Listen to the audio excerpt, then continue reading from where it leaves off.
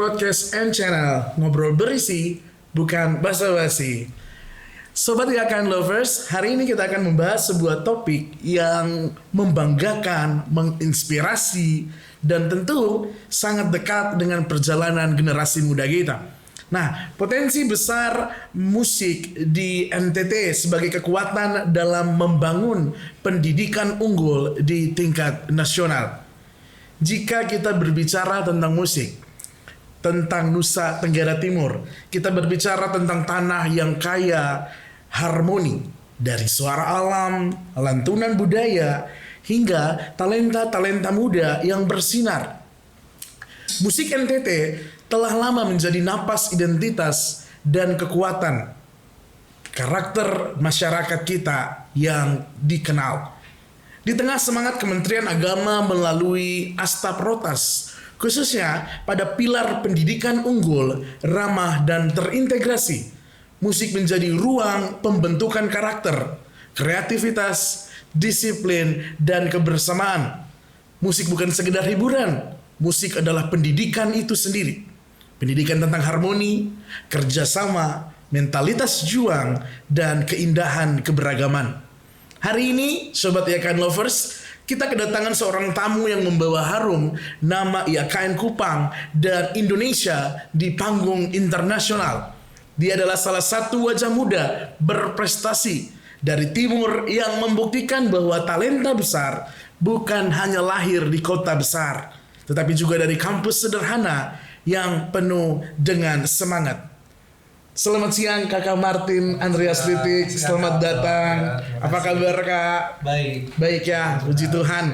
Sobat IAKN Lovers, narasumber kita pada episode ini adalah Kak Martin, mahasiswa semester 5 pada IAKN Kupang yang mengantongi juara internasional paduan suara. Terima kasih sudah hadir bersama kami, Kak Martin. Ya. Kak Martin, saya mau tanya-tanya sedikit nih ya. Bisa nggak Kak Martin ceritakan bagaimana awal mula Kak Martin itu terlibat di dalam dunia paduan suara? Oke. Pertama-tama itu saya mulai dari SD ya. SD saya sudah mulai suka nyanyi. Baik. Terus guru sekolah minggu dorong untuk ikut paduan suara gereja gitu. Jadi mulai dari situ seru juga gitu pas terjun di dunia paduan suara. Terus akhirnya ditekuni sampai akhirnya dileskan sama orang tua, ambil vokal klasik. Nah dari situ terus berjalan sampai di kampus juga.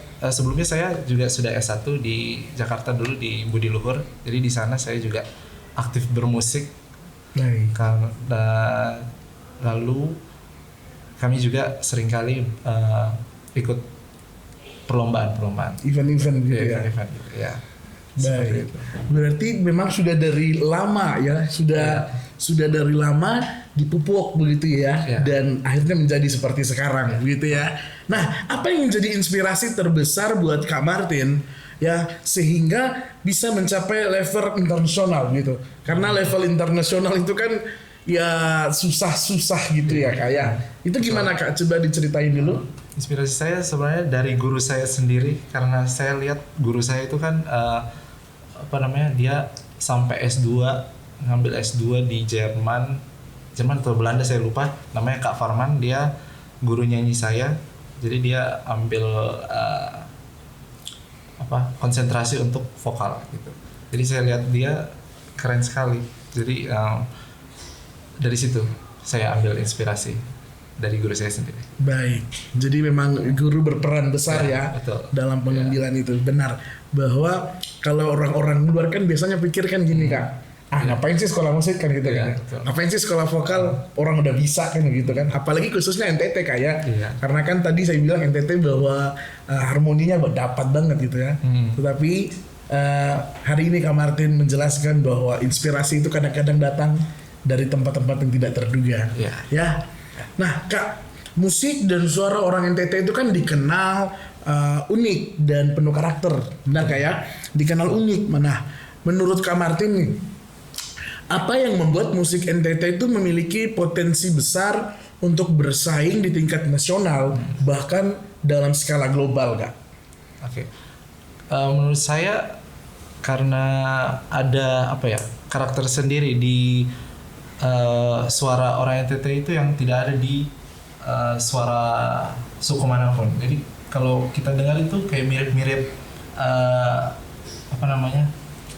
gospel, kayak orang African Amerika. ya, kayak gitu. Ya, jadi kayak tarik-tarikannya itu Enak yang gitu bikin ya, unik beda gitu ya. ya. Nah itu yang mungkin buat daya tarik tersendiri dari suara orang NTT di sini. Gitu. Benar. Jadi memang punya suara unik ya. Unik, ya. Itu bisa dibedain. Kalau nyanyi langsung tahu, oh ini dari timur kayak gitu. Iya, betul. Mantap, Kak. Nah, Kak punya nggak pengalaman membuktikan potensi itu gitu?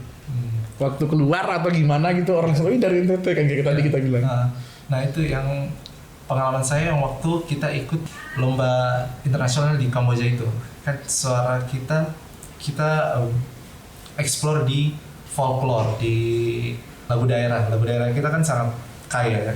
Jadi dari situ kita ambil apa yang kita punya dari Kita pakai yang dari kita gitu ya. Betul. Berarti memang diakui secara internasional begitu ya bahwa kita bisa bersaing, kita punya potensi itu. Ya. Dan tadi dari juara internasional di Kamboja kayak. Ya. Wow, luar biasa. Ya, jalan-jalan ke luar negeri dapat juara kan begitu ya. Mantep banget nih. Nah, Kak, dalam Asta Protas itu ya ada fokus pada pendidikan unggul, ramah dan terintegrasi. Nah, menurut Kak Martin nih, bagaimana musik khususnya paduan suara itu dapat menjadi media pendidikan karakter bagi mahasiswa-mahasiswa? Oke. Sebagai contoh untuk apa yang bisa mahasiswa ambil dari latihan paduan suara itu, kita perlu namanya kedisiplinan. Ada harus ketepatan waktunya, lalu konsistensi untuk latihan perbagian suara itu juga harus konsisten, lalu ketelitian mendengarkan nada, ritme dan blend. Nah, dari itu kita bisa lihat karakter building yang kita perlukan adalah bahwa kualitas itu tidak muncul dari bakat saja, tapi juga dari latihan yang teratur, terfokus dan konsisten seperti itu. Lalu ada juga karakter building terhadap empati dan sensitivitas. Dalam paduan suara itu kan kita harus saling mendengar satu sama lain biar harmoninya dapat gitu.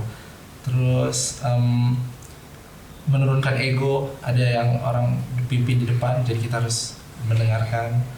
Lalu kerja sama tim juga antara konduktornya dan koordinator suara itu, para anggota harus mau mendengar satu orang gitu. Jadi harus ada kerja sama tim ya, itu sih. Jadi balancingnya itu ya diperlukan banget ya, supaya menghasilkan harmoni. Harus bisa tekan ego, harus bisa.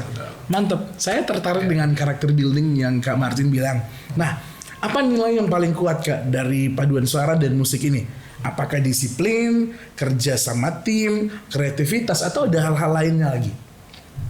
Kalau untuk hal lain, mungkin pengembangannya ya. Kalau untuk disiplin itu, itu harus sekali, karena kalau satu saja ngaret itu akan mengganggu sekali harmoni yang harus terbentuk gitu. Kayak misalnya sudah ada sopran, alto, bass, nah tenornya terlambat, jadinya kosong tuh tenornya. Ya. Lost moment gitu ya. Iya betul, momennya akan hilang. Terus empati juga, saling mendengarkan. Yang tadi saya sudah kasih tahu bahwa ada satu orang nih di depan, jadi kita cukup dengar dia saja, tidak perlu dengar kiri kanan, terlalu banyak komentar, jadi tetap fokus saja sama diri sendiri juga. Benar. Harus lebih aware ya atau orang lain, benar. Ya, jadi nilai-nilainya banyak banget sebenarnya yang didapat ya. Kita dapat banyak perkembangan diri, kita dapat bisa karakter building tadi yang sudah disinggung. Nah, Kak, sebagai mahasiswa dan talenta muda yang sukses nih Kak ya. Apa pesan Kak Martin untuk mahasiswa IAKN Kupang yang ingin berkarya di bidang musik atau bidang seni, Kak? Menurut saya kita harus mulai dulu dari apa yang kita punya. Kayak misalnya kita punya talenta nih, mulai dulu. Mungkin bisa rekam dulu kita punya suara. Terus atau misalnya kalau ada ide-ide musik kita bisa mulai rekam. untuk buat kita punya karya sendiri. Lalu jangan takut untuk tidak sempurna, karena pasti semua orang melalui proses itu. Gitu. Lalu jaga juga motivasi kita, jaga lingkungan kita, surround by orang-orang yang memotivasi kita. Kalau Positive vibes gitu ya. Ya, betul. Kalau ada yang toksik mungkin bisa Ya benar. dihindari gitu. Lalu tetap rendah hati, fokus, percaya diri, karena dua ini yang perlu seimbang. Rendah hati biar kita tetap terus belajar, dan keyakinan diri biar tidak ragu untuk tampil. Lalu disiplin juga, itu fondasi utama. Lalu jadikan musik ini sebagai jalan pembawa terang, gitu ya. Seperti itu sih. Baik, berarti memang harus dimulai dari diri sendiri dulu, harus kenal dulu talentanya apa gitu ya. Betul. Kita punya apa dulu ini, baru Ya. kita bisa kembangkan. Jaga motivasi, ya, disiplin nomor 1. Betul. Saya setuju. Nah, Kak Martin, dalam perkembangan paduan suara, ya, dalam perkembangan paduan suara yang ada di Kupang, khususnya IAKN, itu punya potensi nggak Kak, menurut Kakak? Khususnya untuk IAKN. IAKN. Sangat punya, sangat bisa, karena kita punya dosen-dosen yang kompeten di bidangnya. Iya. Jadi mereka juga sangat mengayomi para anggota paduan suara. Yang kalau di sini saya tahu ada ADC, Ancila Dominic Choir ya, situ. Jadi mereka selalu latihan rutin bersama dosen-dosen, ada Pak Relin dan Pak Pace. Baik, berarti kampus pendukung penuh Kak ya. Betul. Itu satu hal yang positif banget dalam perkuliahan, karena kan banyak kan kampus-kampus yang nggak terlalu peduli kan begitu kan Kak ya, tetapi AKN mengayomi dengan baik ya. Apa tadi namanya Kak? Ancila Dominic Choir. Ancila Dominic Choir, namanya aja keren banget ya. Ya, terima kasih banyak Kak Martin Liti untuk kisah dan inspirasi yang luar biasa. Nah, perjalanan Kak Martin membuktikan bahwa talenta dari Timur memiliki tempat yang besar di panggung nasional dan internasional. Musik bukan sekedar seni. Musik adalah ruang yang disediakan untuk tumbuh, ruang disiplin, ruang pembentukan diri, dan ruang pelayanan. Semoga perbincangan podcast episode hari ini mendorong mahasiswa IAKN Kupang dan generasi muda NTT untuk terus berkarya, percaya diri, dan membangun masa depan melalui talenta yang Tuhan berikan. Sebelum kita menutup episode podcast kita hari ini, saya berikan kesempatan Kak Martin, mungkin boleh kasih closing statementnya. Oke, buat teman-teman yang penonton,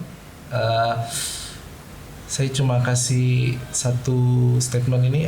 Jika teman-teman punya mimpi, jangan hanya dipikirkan, tapi mulai dikerjakan. Gitu. Karena tidak semua orang tahu proses kita, tapi suatu hari karya kita yang akan berbicara lebih keras daripada penjelasan apapun. Seperti itu. Mantap, karya berbicara lebih banyak dari penjelasan apapun. Untuk para pendengar setia IAKN Podcast and Channel, episode kita hari ini saya percaya memberikan sesuatu yang positif di dalam kehidupan kita. Jangan lupa untuk like, share, dan subscribe. Ikuti terus episode-episode berikutnya, karena kami akan lebih banyak menghadirkan narasumber inspiratif dari kampus kita tercinta. Sampai jumpa di episode berikutnya. Tetap berkarya, rendah hati, dan Tuhan memberkati kita semua. Salam IAKN.